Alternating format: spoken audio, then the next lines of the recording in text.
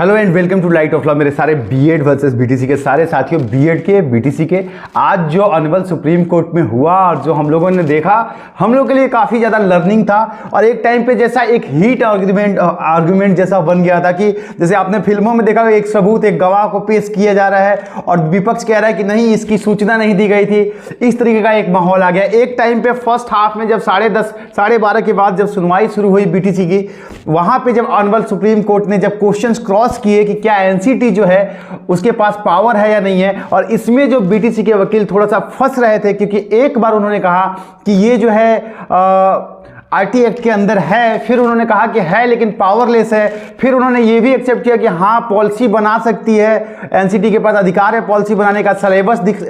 बना सकती है। तो अनवल जज ने ये, कोर्ट ने ये भी कह दिया कि अगर वो सब कुछ कर ही सकती है तो आप एक तरफ कह रहे हैं उनके पास पावर नहीं है, दूसरी तरफ आप कह रहे हैं कि वो जो है पॉलिसी में इंटरफियर कर सकते हैं। इन सारे सवालों में जहां पहले हाफ में बीटीसी फंस रही थी, वहीं जैसे ही कपिल सर आए कोर्ट में, कपिल सिब्बल सर ने आज बीटीसी की तरफ से राजस्थान वाले मैटर में मुकेश वर्सेस देवेश शर्मा के केस में अपना पक्ष रखा, और वहां से जो शुरू हुआ, और आप लोगों ने भी शायद पढ़ा होगा, जो आपने राइट टू एजुकेशन तो पढ़ा ही होगा, फंडामेंटल राइट है, तो आर्टिकल 21 फर्स्ट के ऊपर आर्ग्यूमेंट शुरू हुआ है। आपने पढ़ा होगा ना, आप लोगों ने भी जाना होगा कि शिक्षा का अधिकार अधिनियम जो है संविधान का, उसमें आर्टिकल 21(1) के ऊपर जब डिस्कशन शुरू हुई और वहां से जो खुली है, इन सारे पहलुओं पे बात करेंगे। और आज आपको एक ब्रॉड, आज सरल भाषा में आपको समझाएंगे कि आज फाइनली कोर्ट में हुआ क्या है और चीजें किस तरफ जा रही हैं, क्या क्या ऐसे पॉइंट्स रखे गए कि चाहे वो अनवल कोर्ट ने ये मान लिया कि जो बीएड है वो एक क्वालिटी एजुकेशन है, इसे डिनाई नहीं किया जा सकता, वहीं जो है सिब्बल सर ने ये कह दिया कि उनके पास पूरे डेटे के हिसाब से उन्होंने पूरा एक डेटा पेश किया कि बीटीसी की कमी नहीं है राज्यों में, जैसा कि कल एनसीटी ने कहा था कि क्वालिटी एजुकेशन की कमी है, टीचरों की कमी है, इसलिए हमने बीएड को एलिजिबल किया। इन सारे मुद्दों को अब एक्सप्लेन करने का वक्त आ गया है। कुर्सी की पेटी बांधिए, सुप्रीम कोर्ट से सीधा निकल के, अभी आज हमने शर्ट भी नहीं बदला है आप लोगों के लिए कि भाई पहले आप लोगों को बता दें, क्योंकि आप लोगों के अंदर बहुत सारा क्यूरियोसिटी बना होगा। तो चलिए बात करते हैं। इससे पहले एक निवेदन जरूर करूंगा कि देखिए, शर्ट नहीं बदले हैं लेकिन आप लोगों के लिए आ गए हैं, चैनल को सब्सक्राइब जरूर कीजिएगा, आप लोगों का समर्थन हमेशा मोटिवेट रखता है। चलिए अब बात करते हैं कार्रवाई की। 12:30 बजे के आसपास में, 12:25 के आसपास में, जैसा कि कल कोर्ट ने कहा था, टॉप फर्स्ट पे मिसलेनियस के बाद लिया गया और आज बीटीसी का टर्न था। बीटीसी ने अपने आर्गुमेंट जो है शुरू किए थे। उसमें जो है सबसे पहले एनसीटी के उसी नोटिफिकेशन को चैलेंज करते हुए बीटीसी ने ये कहा कि बीटीसी एनसीटी जो है एकेडमिक्स के ऊपर क्वेश्चन मार्क्स लगाने वाली एजेंसी नहीं है। वो एकेडमिक्स को, मतलब एकेडमिक्स का मतलब होता है कि शिक्षक कैसे रहेंगे, टीचर्स कैसे रहेंगे, कहाँ पे टीचर की नियुक्ति होगी, उनकी एलिजिबिलिटी क्या है, उनकी पढ़ाई बीएड रहेगी कि नहीं रहेगी, ब्रिज कोर्स रहेगा कि नहीं, ये करने की अथॉरिटी जो है उनके पास नहीं है। इस पे अनवल कोर्ट ने उन्हें कहा कि फिर जो इनको, जो सुप्रीम कोर्ट ने, अनवल सेंट्रल ने, मतलब केंद्र सरकार ने जो इनको अधिकार दिए हैं आर्टिकल 21(1) के तहत, शिक्षा के अधिकार अधिनियम के तहत ये संस्था बनाई गई है, तो ये क्या इसके पास ये अधिकार है या नहीं है। तो उसमें, और आरटी एक्ट के अंदर जब ये कानूनी बातें हैं, इसको आप छोड़ दीजिए, मतलब एक ही बात में 3 का सवाल किए गए कोर्ट के द्वारा, और बीटीसी के वकील ने ये कहा कि पहले उन्होंने कहा कि इनके पास अधिकार नहीं है, फिर उन्होंने ये कह दिया कि इनके पास आरटी एक्ट में इनका नाम है, जिक्र है, लेकिन इनके पास पावर नहीं है लेकिन पावर नहीं है। और फिर उन्होंने ये कहा कि इनके पास पावर है लेकिन ये पॉलिसी बना सकते हैं, जैसे कि सिलेबस में क्या होगा, बुक्स कैसे रखे जाएंगे। इस पे अनवल कोर्ट ने ये रख दिया कि अगर वो बुक्स और बच्चे को क्या पढ़ाना है ये जानने के, ये बताने के अधिकारी हैं, तो टीचर्स कैसे रखे जाएंगे ये भी बता सकते हैं, वो उनकी एलिजिबिलिटी है। बिकॉज आप ये तो मानेंगे, कोर्ट ने कहा कि आप ये तो मानेंगे कि एनसीटी इज एक्सपर्ट, एक एक्सपर्ट है। तो यहां पे आकर के मामला फंस रहा था, लेकिन इसी बीच में जो है हाफ हो गया और इंटरवल हो गया, लंच आवर हो गए और हम सब लोग खाने के लिए चले गए, और उसके बाद कार्रवाई शुरू हुई एक बार फिर से 2:10 पे। और फिर अनवल थोड़ी सी बीटीसी के आर्गुमेंट के बाद कपिल सिब्बल सर आए और उन्होंने अपने आर्गुमेंट को रखा। और एक सीनियर और एक धाकड़ वकील क्या होता है ना, उनसे कोई सीखे, हम लोग तो सीखते ही रहते हैं। उन्होंने सबसे पहले ही इस बात को मान लिया कि हाँ एनसीटी जो है वो एक संस्था है जिसके पास ये अधिकार है कि वो रेगुलेटरी कर सकती है, पॉलिसी बना सकती है और केंद्र जो है उसको अधिकार दे सकती है। लेकिन यहां पर जो मुद्दा खड़ा, सब्सक्राइब जरूर कीजिएगा, आपका समर्थन अपेक्षित रहता है। देखिए उन्होंने जो कहा, कपिल सर ने कहा, राइट टू एजुकेशन के तहत ये शुरू किया गया था कि हर जगह अच्छे क्वालिटी के टीचर आए, इसके लिए एनसीटी को बनाया गया था कि आए और वो नियामक तय करे ताकि एक अच्छे टीचर वहां पे जाएं और बच्चों को, हर बच्चे को जो सही शिक्षा मिलनी चाहिए राइट टू एजुकेशन के तहत, उसके तहत इनको बनाना वैध है, इसमें कोई दिक्कत नहीं है। लेकिन ये तब की बात है जब ये बनाया गया था, आज समय बदल गया है और आज जो है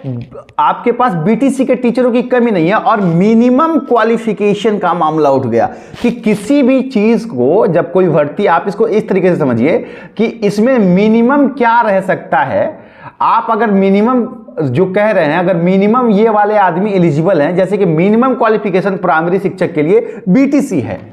और ये जो है केंद्र और राज्य दोनों मानती है, तो क्या बीटीसी अगर उपलब्ध हैं तो उसमें आपको क्या जरूरत है बीएड को लेने की। और कल जो आर्गुमेंट हुआ था, मैंने आपको बताया भी था, अगर आपने मुझे वीडियो को देखा होगा, कि देखिए यही एक मामला फंसेगा और सिब्बल सर ने वही एक मामला उठा लिया,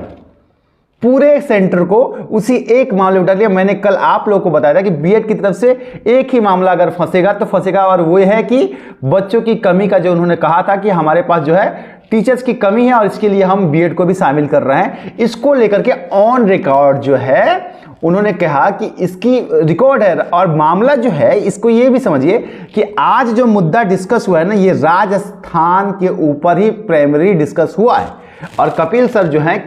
राजस्थान की तरफ से ही कोर्ट में आए और राजस्थान के बीटीसी की तरफ से आए और उन्होंने राजस्थान के सेंटर रखा और डिस्कशन इस टाइप पे हुई कि क्या राजस्थान के अंदर बीएड को शामिल किया जाए कि नहीं किया जाए। इस मामले पे आज कपिल सिब्बल सर आए थे, वो पूरे इंडिया के ऊपर बात नहीं कर रहे थे। इवन जब एक बार बात आई तो कपिल सर ने साफ साफ ये कह भी दिया कि इंडिया और ये सारी चीजें के लिए नहीं आया हूं, मैं आया हूं सिर्फ राजस्थान के ऊपर। राजस्थान में जो देवेश शर्मा वर्सेस मुकेश कुमार का जो केस है, हम उसके ऊपर आए हैं और हम राजस्थान की बात कर रहे हैं। तो कपिल सर को आप पूरे ब्रॉड इंडिया के बीटीसी के वकील की तरफ से मत देखिए, वो पर्टिकुलर एक आदमी के पार्टीशन पे आए हुए हैं, एक आदमी के वकील बन के आए हैं और उन्होंने वही एक आर्गुमेंट रखा है कि राजस्थान में टीचरों की कमी नहीं है,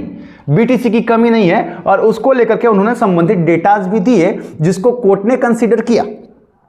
ठीक है, लेकिन इसी बीच में जब आर्गुमेंट्स हो रहे थे तो उसमें यह हो गया कि ऑनरेबल कोर्ट ने कहा कि लेकिन आप ये एक चीज समझिए कि भारत जो है कोई छोटा देश नहीं है,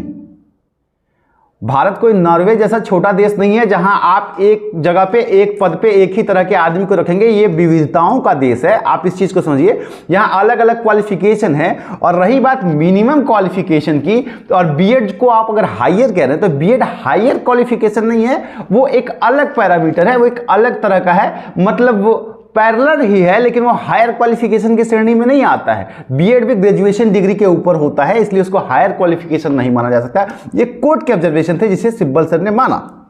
ठीक है, अब इसमें एक चीज जो आई है ना, वो थोड़ा सा जो है कहीं ना कहीं आप समझिए कि ये थोड़ा सा फंसा, जहां पे कपिल सर ने जो एक बात कही जिसपे ऑनरेबल कोर्ट जो है डिसएग्री कर गई पूरी तरीके से, और वो ये था कि उन्होंने थोड़ा सा पॉलिटिसाइज करते हुए उन्होंने ये कहा कि केंद्रीय शिक्षा, केंद्र के मंत्री ने कह दिया कि बीएड जो है वो बीटीसी से बेहतर है और एनसीटी ने जो है उसके बाद नियम बना दिया। तो क्या नेता जो हैं, मिनिस्टर्स जो हैं, मंत्री जो हैं, वो एक्सपर्ट हैं ये बात कहने वाले? और अगर कोई केंद्रीय मंत्री ऐसी बात कहता है तो क्या उसको एनसीटी मानेगी? अब इस बात को लेकर के कोर्ट ने जो है सीरियस ऑब्जेक्शन कर दिया और उन्होंने कहा कि देखिए केंद्र के ऊपर आप इस तरीके से बात नहीं कर सकते, और आप ये भी ख्याल रखिए कि केंद्र ने एनसीटी को यह अधिकार दिया है। और ऑनरेबल कोर्ट ने यह कहा कि हमारी समस्या ये सारी चीजें नहीं है कि बीएड रहेगा कि नहीं रहेगा, बीटीसी रहेगा कि नहीं। हमारा सबसे बड़ा कंसर्न ये है कि केंद्र ने एनसीटी को यह अधिकार दिया है कि वो पैरामीटर सेट करे, और एनसीटी ने केंद्र के कहने पर, केंद्र के आदेश पर ब्रिज कोर्स का प्रावधान निकाल करके बीएड को शामिल किया है अपने नोटिफिकेशन के अंदर। तो क्या सुप्रीम कोर्ट जो है केंद्र की बात को ना माने? और केंद्रीय एजेंसी के अस्तित्व को रद्द कर दे। ये हमारी प्रॉब्लम है, ये कोर्ट का जो है सबसे बड़ा कंसर्न है और यही क्वेश्चन जो है वो चल रहा है, जो मैंने आपको कल भी बताया था कि ये क्वेश्चन चल रहा है। ठीक है, इसमें जो है उसके जस्ट बाद जो है ऑनरेबल कपिल सर ने ये भी कह दिया कि हम इस बात से एग्री करते हैं, ठीक है, लेकिन ये आप बताइए कि अगर हमारे पास प्रॉपर शिक्षक हैं, शिक्षकों की कमी नहीं है मिनिमम क्वालिफिकेशन लेवल में, और जॉब बीटीसी के पास एक ही भर्ती है, तो वो कहां जाएंगे? इस पर ऑनरेबल कोर्ट ने एक कमेंट और दिया कि जो है बीएड एक क्वालिटी एजुकेशन है और यूनिवर्सल एजुकेशन सिस्टम को अगर देखा जाए तो क्वालिटी एजुकेशन जो है, राइट टू एजुकेशन के थ्रू क्वालिटी एजुकेशन मिलना चाहिए हर बच्चे को। ये उन बच्चों का, हर बच्चे का अधिकार है कि उनको क्वालिटी एजुकेशन मिले, अच्छे से अच्छा टीचर मिले। तो इस बात पर थोड़ा सा बात और आगे चली गई और बात यहां बढ़ते बढ़ते यहां तक पहुंच गई। तो इसका मतलब तो यह है कि पीएचडी वालों को लेके आया जाए प्राथमिक शिक्षक में, वो और अच्छे से पढ़ाएंगे। बच्चों के साथ कैसे इंटरेक्ट करना है, किस तरीके की पढ़ाई करनी है, इस बात का फैसला जो है वो बीटीसी या फिर एक्सपर्ट करे या नियामक संस्थाएं करेंगी। लेकिन जब मिनिमम क्वालिफिकेशन में एलिजिबिलिटी है राजस्थान में, तो वहां पे बीएड को शामिल करने की जरूरत क्या है?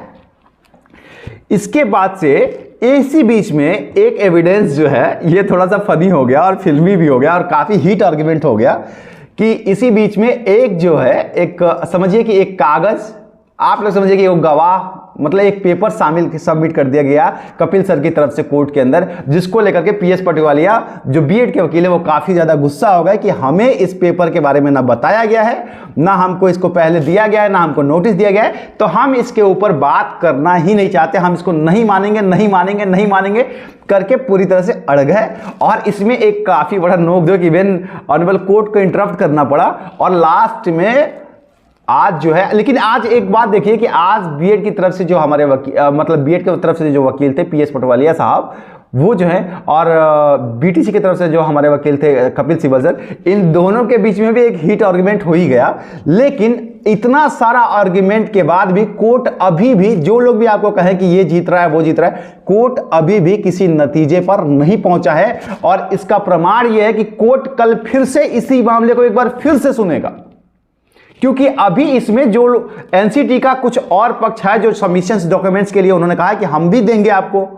एसएलपी हम भी फाइल करेंगे, उनके पास भी है। साथ ही बीएड के तरफ से एक महत्वपूर्ण सवाल ये भी है, आप इसे भी कंसीडर करना पड़ेगा कि भाई एनसीटी ने निकाला नोटिफिकेशन, उसके बेस पर हमने बीएड कर लिया, बीएड हमने कर लिया एनसीटी के नोटिफिकेशन के बाद, और अब हमने नहीं तो हम बीटीसी कर लेते, बीटीसी भी करके रख लेते, बीएड भी करके रख लेते, जिसमें आता उसमें चले जाते। तो एनसीटी ने नोटिफिकेशन निकाल दिया और हम चले गए बीएड में। अब हमारी क्या गलती है? अगर एनसीटी ने हमें कहा तो हमने किया, अब हमारी क्या गलती है? अगर हम प्राथमिक शिक्षक में शामिल नहीं होंगे तो हमारा भविष्य तो अंधकार में हो जाएगा। गलती एनसीटी करे और सजा बीएड वाले भुगते। तो ये जो है बीएड की तरफ से तर्क रखा गया और एनसीटी इसी चीज को डिफेंड कर रही है। और कल जो है एक बार फिर से मामला जो है काफी चौड़ में आएगा, काफी बड़ी बहस के बीच में आएगा और फिर आपको कल एक बड़ी बहस देखने को मिलेगी। चैनल पे बने रहिए, कल फिर मैं आप लोगों के बीच में आकर के आप लोगों को सारी बातें समझा दूंगा कि क्या क्या चीजें हुई हैं। फिलहाल यहां से अभी भी मैं ये कहूंगा कि एनसीटी केंद्र की एजेंसी है और अगर उसने कोई नियम बनाया है तो उसे एनसीटी को लागू कराना और एनसीटी के नियम को रद्द करना, नोटिफिकेशन को रद्द करने के लिए बहुत ही बड़े साक्ष्यों की जरूरत होगी, जो आज तो पेश नहीं हुए, कल हो सकता है हो जाए। लास्ट में सिब्बल सर ने कुछ डॉक्यूमेंट्स दिए हैं, लेकिन अभी इसके ऊपर यह देखना होगा कि कोर्ट के क्या रिमार्क्स हैं जो आज नहीं आ पाए 4 बजने की वजह से। कल आपको एक बार फिर से मैं आऊंगा और आप लोगों को बता दूंगा। परेशान ना होइए और एक दूसरे से लड़ाई मत कीजिए, कोर्ट पे भरोसा रखिए, किसी के साथ कुछ गलत नहीं होना चाहिए। मिलता हूं, प्रणाम।